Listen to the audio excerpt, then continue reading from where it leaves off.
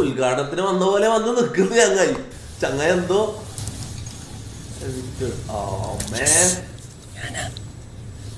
Yes ഞാനാ.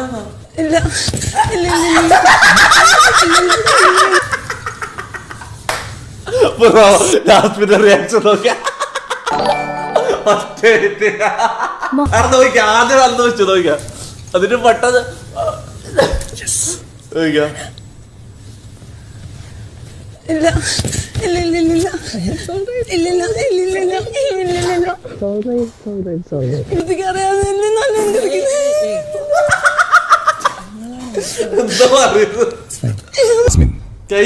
തിരികെ വീട്ടിലേക്ക് പോവുക.